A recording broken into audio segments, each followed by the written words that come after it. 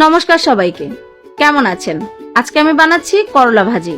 কেউ বলে করলা, কেউ বলে উচ্ছে, আবার বরিশালের দিকে বলে উস্তা। যে যার এলাকার যে নামেই ডাকুক, জিনিস কিন্তু ওই একই। তবে করলার নাম শুনলেই অনেকের মুখে এমন হয়ে যায় যেন কেউ বলছে আজকে শুধু তিতাই খাবা।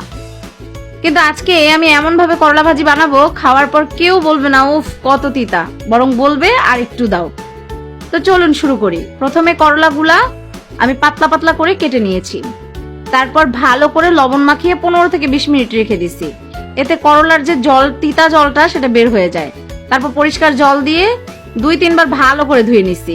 এবার কড়াইতে তেল গরম করে ধুয়ে রাখা সেই করলা দিয়ে দিছি। ঢেকে ঢেকে রান্না করছি। 50% সিদ্ধ হয়ে যাওয়ার পর আমি দিয়ে দিছি পেঁয়াজ কুচি, রসুন কুচি, কাঁচামরিচ, আর সাথে আমার হাজবেন্ড বলছিল কয়েকটা চিংড়ি মাছ দিতে, এই জন্য দিয়ে দিছি কেটে ধুয়ে রাখা কয়েকটা চিংড়ি মাছ।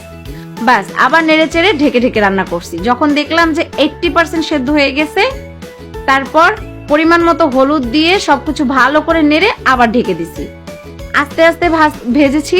এই রান্নার একটু ধৈর্য দরকার, তাড়াহুড়া করলে কিন্তু সেই মজার স্বাদটা আর আসবে না। এই ফাঁকে একটা কথা বলি, যেমন করলার তিতা কমাতে একটু বুদ্ধি লাগে, তেমনি নিজের বাড়ি বা দোকান নিরাপদ রাখতেও একটু বুদ্ধি লাগে। তাই একটা ভালো সিসিটিভি ক্যামেরা লাগিয়ে রাখুন।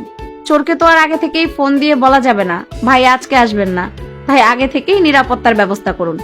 সিসিটিভি ক্যামেরা ইনস্টলেশন, মোবাইলে লাইভ দেখা এবং পুরো সেটআপ করাতে চাইলে আমাদের সঙ্গে যোগাযোগ করতে পারেন। আচ্ছা, আবার রান্নায় ফিরে আসি।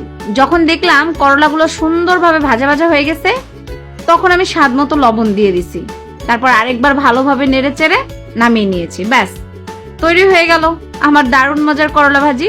একবার এইভাবে বানিয়ে খেয়ে দেখুন, তারপর কমেন্টে এসে অবশ্যই জানাবেন কেমন হয়েছে। ভিডিওটা যদি ভালো লাগে তাহলে একটা লাইক দিন, কমেন্ট করে আপনার মতামত জানান, আর শেয়ার করে আপনার বন্ধুদেরও দেখার সুযোগ করে দিন। আরো এমন সহজ, মজার আর সুস্বাদু রান্নার ভিডিও দেখতে আমার ফেসবুক পেজটি ফলো করতে ভুলবেন না। আর আমার YouTube channel spicy mood foodies অবশ্যই সাবস্ক্রাইব করুন। পাশের বেল আইকনটা অন করে রাখুন, যাতে নতুন ভিডিও আপলোড হলেই সবার আগে দেখতে পারেন। সবাই ভালো থাকবেন, সুস্থ থাকবেন। আবার নতুন একটি রেসিপি